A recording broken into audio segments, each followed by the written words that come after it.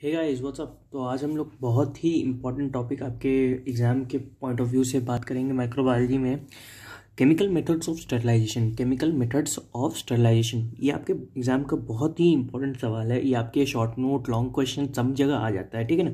Define sterilization and write about chemical sterilization, ठीक है ना। केमिकल मेथड ऑफ स्टरलाइजेशन, ठीक है ना। तो इसको हम लोग बहुत ही डिटेल में स्टडी करेंगे, ठीक है। थोड़ा सा वीडियो लंबी हो सकती है लेकिन कॉन्सेप्ट पूरा रहेगा इसमें, ठीक है ना। तो इस वीडियो को देखने के बाद शायद से आपको रटने की ज़रूरत ना पड़े, समझ लोगे तो रटने की ज़रूरत नहीं पड़ेगी, ठीक है ना। तो याद करने को तो देखने की कोशिश करेंगे कि अकॉर्डिंग टू FDA, ठीक है ना, FDA के अकॉर्डिंग केमिकल डिसइंफेक्टेंट्स जो हैं 3 ग्रुप्स में बांटे जा सकते हैं। कौन कौन से वो 3 ग्रुप होते हैं? एक हाई लेवल हो सकता है, एक इंटरमीडिएट हो सकता है, लो लेवल हो सकता है, ठीक है ना। जैसे आपको क्लास के बच्चे को हम लोग 3 प्रकार में बांट सकते हैं। एक फर्स्ट बेंचर होते हैं, एक मिडिल बेंचर होते हैं, एक बैक बेंचर होते हैं। तो इस तरह से ये क्लासिफिकेशन FDA द्वारा किया गया है, ठीक है ना। तो हाई लेवल पे क्या होगा?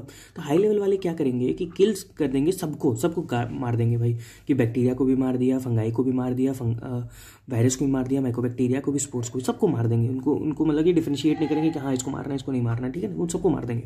तो इसमें कौन कौन से आएंगे आपके? एल्डिहाइड आ जाएगा, प्लाज्मा आ जाएगा, ETO आ जाएगा, ठीक है ना। ETO के बाद आगे करेंगे अपन इंटरमीडिएट में क्या होगा कि चलिए हम लोग स्पोर्स को छोड़ देते हैं। तो ठीक है, किल बैक्टीरिया कर देगा, फंगाई कर देगा, वायरस कर देगा, माइकोबैक्टीरिया, इन सबको किल करेगा लेकिन स्पोर्ट्स को नहीं किल करेगा। वो मतलब कि तो विवादित है, स्पोर्ट्स को लेके विवादित है कि हाँ हो सकता है कर भी दे, हो सकता है ना भी करे। तो वो चीज़ विवादित है अभी भी। तो इंटरमीडिएट में कौन कौन से 2 आ जाएंगे? Phenols and halogens. High level पे कौन कौन थे? Aldehyde, plasma, ETO। और इंटरमीडिएट में क्या है? फिनॉल्स एंड हेलोजेंस, ठीक है ना। एल्डिहाइड, प्लाज्मा, ETO और phenols and halogens. Low level पे क्या होंगे? किल केवल बैक्टीरिया, फंगाई, वायरस, माइकोबैक्टीरिया को भी kill bacteria, fungi, spores, kill bacteria, fungi, spores. ये यहाँ पे बैक्टीरिया फंगाई को किल करेंगे, ठीक है ना। और अल्कोहल, इसमें कौन कौन से आते हैं? अल्कोहल्स आ सकते हैं, सरफेस एक्टिंग एजेंट्स आ सकते हैं, ठीक है ना। तो ये एक चीज़ लोग देखनी है, surface acting agents and alcohols. तो अल्कोहल की हम लोग सबसे पहले बात करने की कोशिश करेंगे। अल्कोहल जो है आपका सबसे पहला मेथड ऑफ केमिकल स्टरलाइजेशन के तौर पे हम लोग देखने की कोशिश करेंगे। तो अल्कोहल का मैकेनिज्म क्या है, मैकेनिज्म की समझने की बात करेंगे। तो डिग्रेड क्या करता है? डिग्रेड ऑल, ये सबको डिग्रेड कर देता है। Disturb membrane and cause coagulation of protein, ये कोएगुलेशन ऑफ प्रोटीन करवा देगा, डिस्टर्ब कर देगा मेम्ब्रेन और डिग्रेड कर देगा। डिग्रेड सेल, ये सेल है, ऑल नहीं है, ठीक है ना। इस डिग्रेड सेल होना चाहिए, ठीक है ना। डिग्रेड सेल और डिस्टर्ब मेम्ब्रेन, ये सेल को डिग्रेड कर देगा, डिस्टर्ब कर देगा मेम्ब्रेन को और कोएगुलेशन ऑफ प्रोटीन करवा देगा। Degrade cell, disturb membrane and coagulation of protein, ठीक। और cause coagulation of protein examples के क्या क्या होंगे? इथाइल अल्कोहल हो सकता है, आइसोप्रोपाइल अल्कोहल हो सकता है, मिथाइल अल्कोहल हो सकता है। यूज इन कंसंट्रेशन, का कंसंट्रेशन भी इंपॉर्टेंट है, याद रखनी है। स्टरलाइजेशन के प्रोसीजर्स जो होते हैं वो बहुत ही प्रोटोकॉल, उसका स्टैंडर्ड प्रोटोकॉल होता है, उसको फॉलो करना ही पड़ता है, ठीक है ना। उसके बिना काम नहीं हो पाता आपका। तो इसके एग्जाम्पल्स क्या क्या होंगे? अल्कोहल के इथाइल अल्कोहल हो सकता है, आइसोप्रोपाइल अल्कोहल हो सकता है, मिथाइल अल्कोहल हो सकता है। ये कॉन्सेंट्रेशन क्या क्या हुई? 60 to 80% हो सकती है। तो 70% इथाइल अल्कोहल जो होता है स्पिरिट की तरह काम करता है। 70% हमने इथाइल अल्कोहल रखा तो वो स्पिरिट की तरह काम करेगा। यूज एंड स्किन एंटीसेप्टिक, आप सबके घर पे 70% इथाइल अल्कोहल है। अब आपको जैसे आपके पापा कहेगा कि बेटा स्पिरिट ले आओ, तो आप ऐसे नहीं बोलना, आप बोलना 70% इथाइल अल्कोहल, ठीक है ना। तो पापा आपको गाली जरूर देंगे इस बात पे, लेकिन आपका क्या होगा? आपका स्टरलाइजेशन केमिकल मेथड याद हो जाएगा, ठीक है ना। खैर जोक्स अपार्ट, तो नेक्स्ट बात करते हैं अपन आइसोप्रोपाइल अल्कोहल की। तो आइसोप्रोपाइल अल्कोहल जो होता है मोर बैक्टीसाइडल और लेस वोलेटाइल होता है। ज़्यादातर बैक्टीरीसाइडल होता है और वोलेटाइल भी थोड़ा बहुत हो जाता है। लेस वोलेटाइल होता है, मोर बैक्टीरीसाइडल होता है, ठीक है ना। और यूज एंड हार्ड डिसइंफेक्टेंट, इसको एक बहुत ही हार्ड डिसइंफेक्टेंट की तरह यूज़ करते हैं। ये मोर बैक्टीरीसाइडल होता है, मतलब मारने वाला होता है, बैक्टीरियोस्टैटिक नहीं होता, साइडल होता है और लेस वोलेटाइल होता है, ठीक है। तो मिथाइल अल्कोहल की भी बात कर लेते हैं। Use for killing fungal spores and biosafety foods, ये फंगल स्पोर्स के लिए यूज़ होता है और बायोसेफ्टी फूड्स के लिए यूज़ किया जाता है। तो नेक्स्ट हम अपन बात करेंगे कि एल्डिहाइड की, एल्डिहाइड का मैकेनिज्म ऑफ एक्शन और इसके टाइप समझने की अपन कोशिश करेंगे, ठीक है ना। तो इसका एल्डिहाइड का मैकेनिज्म ऑफ एक्शन क्या होगा कि ये क्या करवाता है? Alkalisation of amino carboxyl and hydroxyl group of protein and damage nucleic acid, ठीक है। ये क्या कराता है? एल्काइलेशन करा देता है। किसका एल्काइलेशन कराएगा भैया? ठीक है, amino carboxyl and hydroxyl, amino रहेगा वहाँ पे, amino carboxyl and hydroxyl group of protein and damage ये क्या करा देगा, अल्कलाइजेशन हो करवा देगा किसका, अमाइनो कार्बोक्सिल हाइड्रोक्सिल ग्रुप का। किसका भैया करा देगा, एनो group of hydroxyl and carboxyl, ठीक है ना, group of proteins and damage nucleic acid, और क्या करेगा, न्यूक्लिक एसिड का डैमेज करा देगा। Alkylation of amino carboxyl and hydroxyl, ठीक है ना, तो ये करवा देता है group of protein and damage कर देता है न्यूक्लिक एसिड को, ठीक। इसके 3 प्रकार होते हैं, 3 प्रकार क्या क्या हो सकते हैं, एक फॉर्मल्डिहाइड होगा, एक ग्लूटाराल्डिहाइड होगा, एक ऑर्थोफथल्डिहाइड होगा, ऑर्थोफर्डेलिहाइड, ठीक है। तो स्पेलिंग थोड़ी सी प्रोनाउंसिएशन इसकी देख लेना क्या है भैया, लेकिन हमको तो यही लगता है कि ऑर्थोफथल्डिहाइड कहेंगे, ठीक है ना। तो 3 टाइप्स इसके क्या क्या होंगे, ठीक है। एक फॉर्मल्डिहाइड के मैं बात करता हूँ कि इसका कॉन्सेंट्रेशन जो कि अवेलेबल होता है मार्केट में वो होता है 37 to 40% होता है, और इसमें किस फॉर्म में यूज़ करते हैं, गैस फॉर्म्स में यूज़ करते हैं, और use for fumigation of rooms, ठीक है ना। आजकल आपके जो कोरोना पीरियड में आपका स्टरलाइजेशन का बहुत ही इंपॉर्टेंट रोल होने लगा है, ठीक है ना।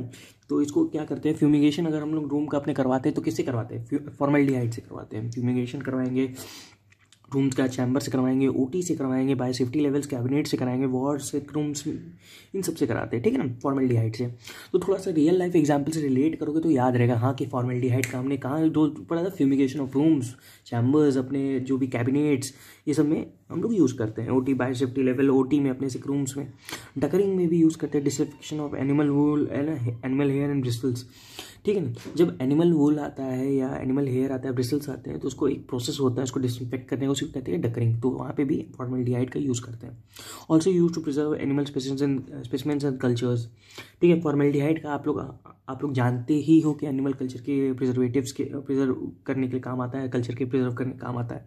इसका डिसएडवांटेज केवल एक है कि हाईली इरिटेंट होता है, इरिटेंट होता है, ठीक है ना, बहुत ज़्यादा रनी नोज करा देगा, खांसी आने लगेगी, मतलब थोड़ी नोजिया होने लगेगा, ठीक है ना, हाईली इरिटेंट होता है, टॉक्सिक होता है, ठीक है। नेक्स्ट हम लोग बात करेंगे ग्लूटाराल्डिहाइड की, ठीक है ना। ग्लूटाराल्डिहाइड को और क्या कहते हैं, साइड एक्स भी कह सकते हैं, क्योंकि उसका जो 2% कॉन्सेंट्रेशन 2% होता है उसी को साइड एक्स कहते हैं ग्लूटाराल्डिहाइड का। तो इसका क्या यूज़ है, use for effective sterilization as well as disinfection of heat sensitive instrument. ये इफेक्टिव स्टरलाइजेशन के लिए काम आता है, किसके लिए, एज इफेक्टिव स्टरलाइजेशन के लिए और डिसइंफेक्शन के लिए, हीट सेंसिटिव इंस्ट्रूमेंट के लिए, के डिसइंफेक्शन के लिए काम आता है, स्टरलाइजेशन के लिए काम आता है। तो ठीक है, कौन कौन से हीट सेंसिटिव इंस्ट्रूमेंट्स हैं यहाँ पे मैं लिखा हूँ, ये पूरे हीट सेंसिटिव इंस्ट्रूमेंट्स हैं। तो उसमें क्या क्या आएंगे, एक तो आएगा सिस्टोस्कोप्स आएगा, ब्रोंकोस्कोप्स आएगा, लैप्रोस्कोप्स आएगा, सेंट्रीफ्यूजेस आएगा, एंस्थेटिक इक्विपमेंट्स आएगा, एंडोट्रेकियल ट्यूब्स आ जाएगा, डायलाइजर्स आ जाएगा, ठीक है। तो ये सब हीट सेंसिटिव इंस्ट्रूमेंट है, ठीक है ना। तो ये याद रखना कि हीट सेंसिटिव इंस्ट्रूमेंट कौन कौन से हो सकते हैं, cystoscope, bronchoscope, laparoscope, centrifuge, anaesthetic equipment, endotracheal tube, ठीक है ना, डायलाइजर्स, ये सब क्या आएंगे, जितने भी ट्यूब मोस्टली स्कोप्स या ट्यूब्स होंगे तो मोस्टली ग्लूटाराल्डिहाइड से जाएंगे, ठीक है ना, स्टरलाइज होंगे, ठीक है। तो नेक्स्ट बात करते हैं ऑर्थोफथल्डिहाइड की। तो इसका कंसंट्रेशन होता है जो 0.55% होता है, ठीक है ना, concentration similar to Cidex होता है। एडवांटेजेस किसके, थोड़े से एडवांटेजेस होते हैं साइड एक्स के ऊपर कि ये बैक्टीरियल बेटर, ये क्या होता है कि बेटर माइकोबैक्टीरियल जो होता है, माइकोबैक्टीरियल एक्टिविटी होती है इसकी, स्टेबल एट वाइट पीएच पे स्टेबल होता है, ठीक है ना। तो स्टेबल एट वाइट पीएच होता है, और इसमें क्या होता है, लेस वेपर होता है और नॉन इरिटेंट होता है। ये क्या होता है, less vapour and non irritant होता है, ठीक है ना। ये less vapour and non irritant होता है, बेटर माइकोबैक्टीरियल एक्टिविटी होती है, और stable at white pH range मतलब कि अगर वाइट पीएच रेंज है तो उसमें भी स्टेबल रहेगा, और बेटर ओडोर होता है, ठीक है ना। तो अपन नेक्स्ट बात करेंगे, थोड़ा लंबा है, ठीक है, हैलोजेंस की, ठीक है ना। तो नेक्स्ट बात करेंगे अपन हैलोजेंस की। तो they are basically oxidizing agent. Halogens basically क्या होते हैं, ऑक्सीडाइजिंग एजेंट होते हैं, ठीक है ना। हैलोजेंस जो कि आपके अपने केमिस्ट्री में सुना होगा। तो एक बात मैं पूछता हूँ आपसे कि 11th केमिस्ट्री में आपको हैलोजेंस तो सारे याद रहते थे, लेकिन सारे आपको ये सब याद रहते थे लाइन वाइज, जैसे हाइड्रोजन का ग्रुप, एल्युमिनियम वाला पूरा ऊपर से नीचे तक, ठीक है ना। तो वो सब याद रहता था उस टाइम पे, अभी तो भूल गया, अभी मेडिकल कॉलेज में आने के बाद सब आपको भूल जाएगा, ठीक है ना। नहीं तो पहले तो रटा होता था ये सब चीज़ें, ठीक है। तो वो तो खैर नॉस्टैल्जिया, हाँ भटक गए अपने रास्ते से, थोड़ा सा रास्ते पे आ जाते हैं कि हैलोजेंस क्या होते हैं। They are basically oxidizing agent होते हैं, ठीक है ना। हैलोजेंस जो होते हैं बेसिकली ऑक्सीडाइजिंग एजेंट होते हैं। तो मैकेनिज्म इसका क्या क्या होता है कि oxidation of essential sulphydryl group of enzyme. उसमें क्या था आपका एल्डिहाइड में क्या था कि एल्काइलेशन के लिए यूज, मतलब कि एल्काइलेशन करता था। एल्काइलेशन किसका, अमाइनो हाइड्रोक्सिल और amino carboxyl and amino hydroxyl के लिए एल्कालाइटिंग करता था उसके न्यूक्लिक एसिड को, ठीक है ना। तो मैकेनिज्म यहाँ पे क्या होगा कि oxidation of essential sulphydryl group of enzyme, oxidation करा देता है essential sulphydryl group of enzyme का, सल्फाइड्रिल ग्रुप ऑफ एंजाइम का ऑक्सीडेशन करा देता है हैलोजेंस, ठीक है ना। Oxidation of essential sulphydryl group of enzyme. अब टाइप्स में इसके क्या कहेंगे, एक क्लोरीन कंपाउंड आएगा, एक आयोडीन कंपाउंड आएगा। मैं एक ही चीज़ को 2-3 बार जिस चीज़ को रिपीट करता हूँ वो इंपॉर्टेंट होती है, तो ये याद रखना कि मैकेनिज्म इसके क्या क्या होते हैं, ठीक है ना। ठीक है, एसेंशियल सल्फाइड्रिल ग्रुप होता है, ठीक। टाइप्स इसके क्या क्या होंगे, क्लोरीन कंपाउंड होगा, आयोडीन कंपाउंड होगा। क्लोरीन कंपाउंड में क्या क्या आते हैं, ठीक है, कि क्लोरीन टैबलेट आती है, are use for water disinfection, ठीक है ना। क्लोरीन आप लोग ने बेसिकली, आप अरे यार आप क्लोरीन अगर नहीं जानते हो, क्लोरीन के डिसइंफेक्शन के बारे में नहीं जानते तो आप भैया, तो आप इस दुनिया में मतलब बहुत कम बाहर निकले हो, ठीक है ना। क्लोरीन का कहाँ कहाँ यूज़ करें, स्विमिंग पूल के डिसइंफेक्शन में हम लोग सुने हैं यार कि ब्लीचिंग पाउडर के तौर पे यूज़ करते हैं, ठीक है ना। तो वाटर सप्लाईज के लिए वही वाटर डिसइंफेक्शन के लिए यूज़ करते हैं, वाटर सप्लाई स्विमिंग पूल्स के लिए, ठीक है ना। हाउस होल्ड ब्लीचिंग पाउडर वही use to disinfect floor in a stock solution of 1:10 in water.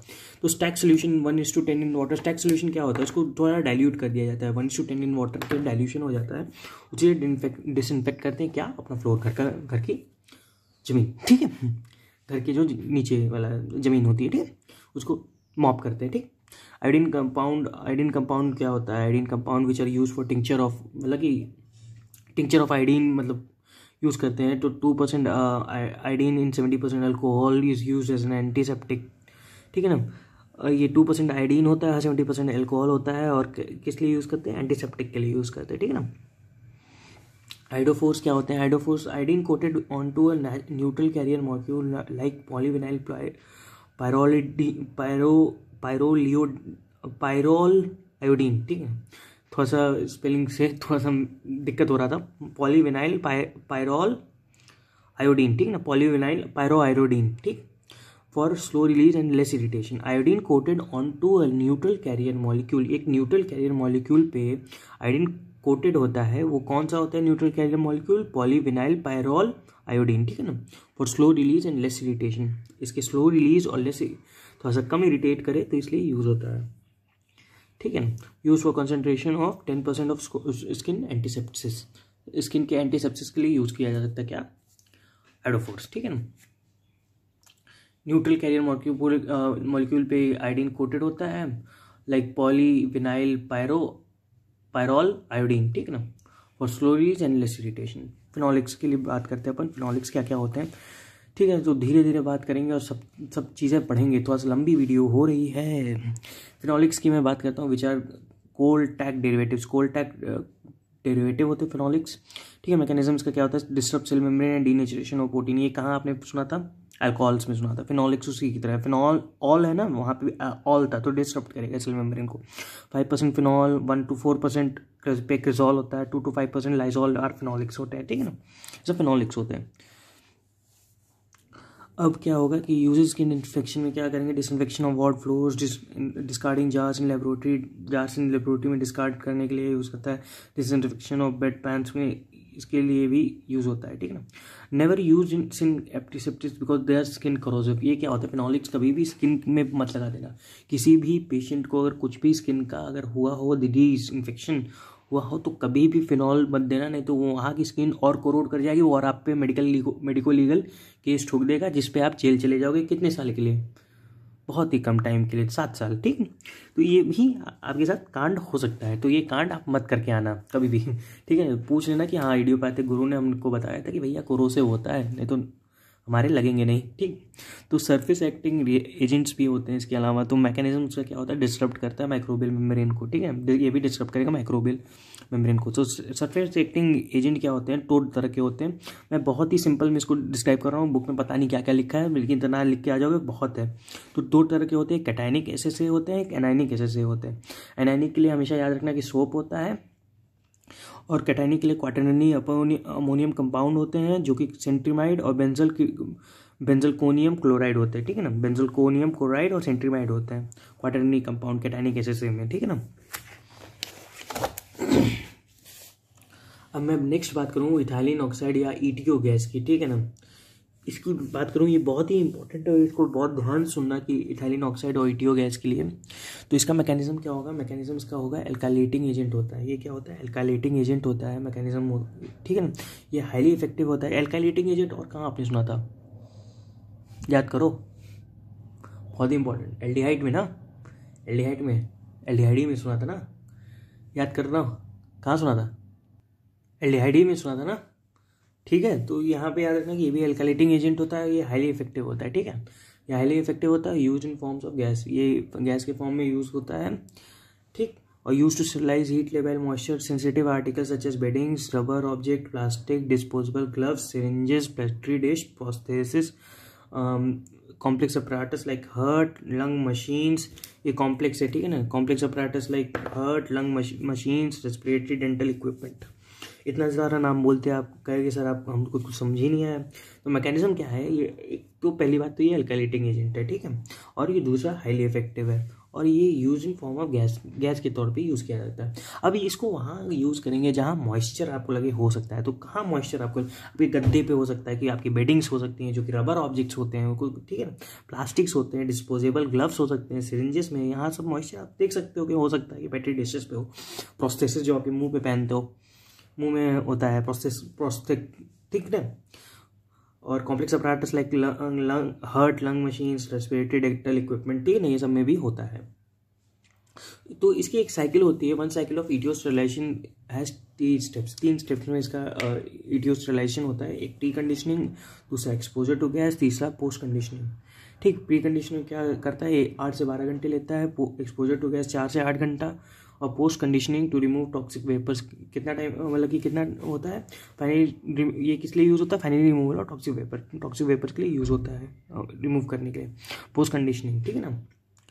और so this one is very long cycle time, ठीक है ना। ये बहुत ही लंबा साइकिल टाइम है, कंप्लीट साइकिल है 18 to 25, मतलब कि 1 दिन लग जाता है आपको ईटीओ से स्टरलाइज करने में। तो 2 टाइप्स ऑफ ईटीओ स्टरलाइजर होते हैं, cold cycle work in about 37 to 44 degree Celsius, और हार्ड साइकिल होता है 55 डिग्री सेल्सियस का। कोल्ड साइकिल 37 से 44 डिग्री सेल्सियस, और हार्ड साइकिल 55 डिग्री सेल्सियस के अराउंड। अब इसका एक डिसएडवांटेज भी है भैया, डिसएडवांटेज जान लो कि गैस इरिटेंट होता है to skin and mucous membrane. ये क्या होता है, गैस इरिटेंट होता है to skin and mucous membrane, carcinogenic potential इसका होता है, इन्फ्लेमेबल होता है, थोड़ा इन्फ्लेमेबल भी होता है, टॉक्सिक होता है, टॉक्सिक कैटरैक्ट्स और न्यूरोलॉजिकल डिस्टर्बेंस करा सकता है ये, ठीक है ना। कार्सिनोजेनिक पोटेंशियल है, इन्फ्लेमेबल हो सकता है, टॉक्सिक हो सकता है, टॉक्सिक में क्या, कैटरैक्ट्स और न्यूरोलॉजिकल डिस्टर्बेंस करा सकता है ये, ठीक है ना, इथाइलिन ऑक्साइड, ठीक है। अब नेक्स्ट मैं बात करूंगा प्लाज्मा गैस की, लास्ट है आपका, ठीक है ना, प्लाज्मा गैस की लास्ट एकदम। तो थोड़ा सा और सुन लो, थोड़ा सा हिम्मत और कर लो, ठीक है ना, मैं जानता हूँ बहुत लंबी हो गई थोड़ा सा, लेकिन हिम्मत और कर लो।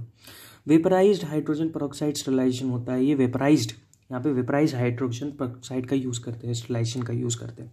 A plasma is essentially N excited state, a plasma is essentially N excited gas होता है, एक्साइटेड गैस होती है हाइड्रोजन पेरोक्साइड की, produce by adding energy in the form of electromagnetic radiation, microwaves applied in gas particle.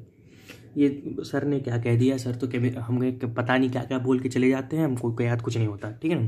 लेकिन सुनो, अब plasma एक essentially मतलब कि एक एक्साइटेड गैस है, और ये कैसे प्रोड्यूस होगी, एडिंग एनर्जी, इसके अंदर एक एनर्जी हम लोग डालेंगे तो उससे एक एक्साइटेड गैस बनेगी इन द फॉर्म ऑफ, और वो एनर्जी क्या कौन से फॉर्म में होती है, इलेक्ट्रोमैग्नेटिक रेडिएशन, माइक्रोवेव्स, ठीक है। और वो कहाँ अप्लाइड करते हैं, गैस पार्टिकल्स में। तो बेसिकली समझ में आता है कि प्लाज्मा जो है एक एक्साइटेड गैस है, वो कैसे बनती है, adding energy in the form of electromagnetic radiation और microwave applied on gas particle, ठीक है ना, इलेक्ट्रोमैग्नेटिक रेडिएशन एंड माइक्रोवेव, ठीक। इसके बारे में थोड़ी सी और बात, थोड़ी सी लास्ट 2 लाइन मैं बता दूं। Production of free oxygen radicals within a plasma fluid, ठीक है ना, ये क्या करता है, production of free oxygen radicals करा देता है within a plasma field and therapy disturbed metabolism of microorganism, और इसके देयर बाय क्या करेगा, ये डिस्टर्ब करेगा, मेटाबॉलिज्म ऑफ माइक्रोऑर्गेनिज्म को डिस्टर्ब करेगा और प्रोडक्शन ऑफ किसका, फ्री ऑक्सीजन रेडिकल का कराएगा। One cycle of plasma sterilization takes about 60 to 75 minutes. तो ये 60 to 75 मिनट्स में कंप्लीट हो जाएगा। तो इसी के साथ आपका केमिकल स्टरलाइजेशन खत्म होता है। और हाथ जोड़ के विनती है, लाइक करिए, कमेंट करिए और सब्सक्राइब तो कर ही लीजिए, और मन करे तो कमेंट अच्छा ही कीजिएगा, खराब वाला मत कीजिएगा, ठीक है। ओके बाय, ठीक है। और ख़राब भी करना चाहें कर सकते हैं, कोई दिक्कत नहीं है। बाय।